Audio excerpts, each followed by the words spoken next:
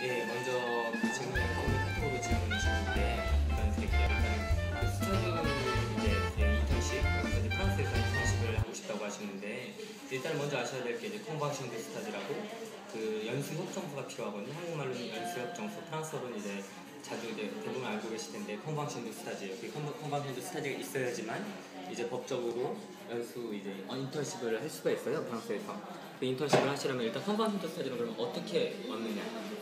일단은 첫 번째 방법은 그 의뢰를 할 수가 있어요. 이제 예전에 제가 일했던 곳이 아라는 이제 오페라 근처 파리 어학원이었는데 그 안에 이제 단체 중에 제가 협회장으로 잠깐 일했던 곳이 IS 지금은 이제 알파라고 이름이 바뀌었는데 그곳에서 이제 중개를 해줬거든요. 왜냐하면 첫 번째로 콩방신드 스타지가 발급이 가능한 곳이 있어요. 예를 들어 요리를 하고 싶다. 그러면 이제 꼬르동블루에서 학교를 다닐 경우에는 콩방신드 스타지를 발급이 가능하거든요. 근데 두 번째로 만약에 학교를 어학원을 다니고 있는데 이제 인턴을 하고 싶다. 그런 경우에는 이제 많이 찾아주신 게 제가 일할 때도 이제 그 IRFG라는 단체에서 그 컨버팅 스타지를 그 경시청에다 의뢰를 해가지고 대대표라고 해서 저희가 그런 권리를 얻어가지고 발급을 할 수가 있었어요. 어학원생임에도 불구하고. 그렇기 때문에 지금은 제가 그만뒀기 때문에 제가 알기로는 마지막 소식을 접한 바로는 그 모든 분야에 한해서 그 컨버션 스타일 발급이 가능하도록 추진 중이었거든요.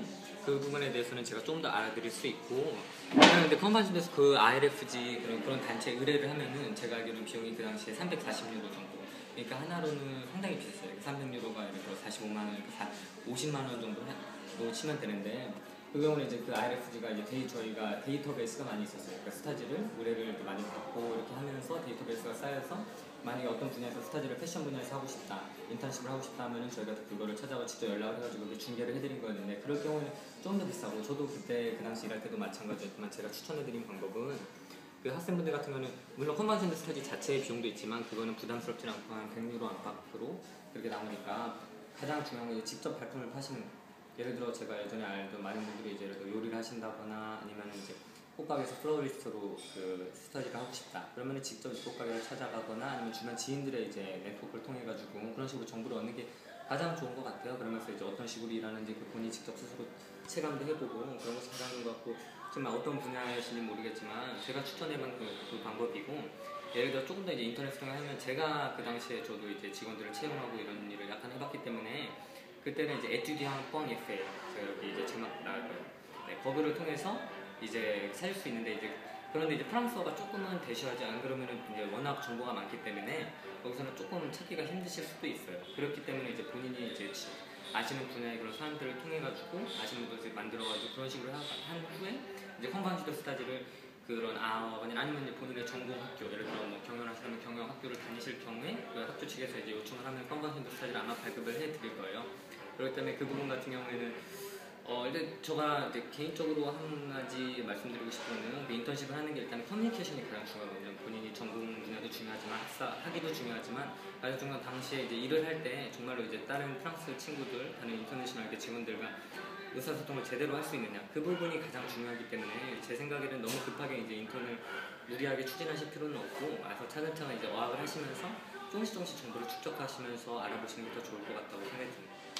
야 그리고 저한테 또 다른 질문을 해주신 분이 있는데 저 같은 경우에 이제 그 여기서 인턴을 저도 해봤고 그 스타지 인턴 이제 일을 구하시고 계신데 그 면접 때문에 조금 이제 특히 언어 때문에 약간 스트레스를 받으실 수 있는데 저는 사실 작년에 이제 와가지고 인턴을 시작할 때 정말로 어떻게 보면은 우연히 한 번도 생각하지 않았는데 제가 다니는 어학원에서 공고를 보고 바로 그 자리에서 한번 재밌겠다 해보면 재밌겠다 생각에 내려가서 인터뷰 면접을 봤는데 그리고 글쎄 그 하루 물론 이제 어떤 거의 대부분의 이제 인턴을 채용하는 것들이 르주데세이라고 하루 이제 시험하는 날 있잖아요.